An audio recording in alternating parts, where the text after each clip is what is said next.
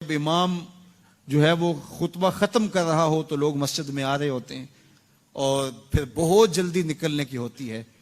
امام کے منبر پر بیٹھنے سے قبل مسجد میں آنے کا رجحان پیدا کرنا چاہیے.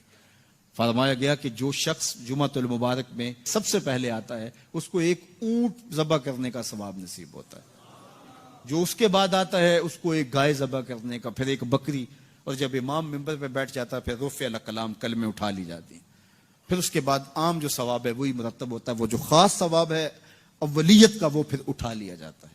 اس لیے کوشش کریں. میں سمجھتا ہوں اس میں ہمارے خطباء کا بھی بہت قصور ہے کہ بعض کا ممبر سے کوئی مربوط گفتگو نہیں ملے گی، کوئی منظم کلام نصیب نہیں ہوگا اور کوئی با مقصد بات لوگوں تک نہیں پہنچائی جائے گی تو لوگوں کی دلچسپی نہیں ہوگی، لوگ پھر دیر سے آئیں گے. ایک تو یہ بات بھی ہے، لیکن دوسری بات یہ ہے کہ ہمارے ہاں عمومی طور پہ اجتماعی رویہ یہ ہے کہ مسجد میں دیر سے جانے کا فیشن. تو اس فیشن پہ نہ چلے، بلکہ امام اور خطیب کے منبر پر بیٹھنے سے قبل جتنا وقت گزرے گا آ کے بیٹھ کے تلاوت کرتے رہیں، ذکر و فکر میں مشغول رہیں. جتنی دیر آپ کو انتظار کرنا پڑے یہ آپ کے لیے خیر و برکت کا ذریعہ ہے. اور پھر آئیں اور پوری گفتگو سنیں اور اس گفتگو کا یقیناً نتیجہ آپ کی زندگی میں مرتب ہوگا. اور اگر آپ سمجھتے ہیں کہ میں بہت زیادہ مصروف ہوں اور کوئی آپ کو کام ہے تو شریعت نے آپ کو اجازت دی ہے کہ آپ لیٹ بھی آ سکتے ہیں. لیکن اذا نودی للصلاۃ من یوم الجمعۃ فاسعوا الی ذکر اللہ وذروا البیع، وہ حکم دیا گیا جب جمعے کی اذان پکاری جائے تو اس کے بعد پھر آپ کاروبار نہیں کر سکتے، پھر کاروبار کرنا حرام ہو جاتا ہے آپ کے اوپر. وذروا البیع، پھر خرید و فروخت چھوڑ دو، پھر تم چل پڑو اللہ کے ذکر کی طرف. پھر تمہارے اوپر لازم ہے کہ تم ذکر کی طرف چل پڑو.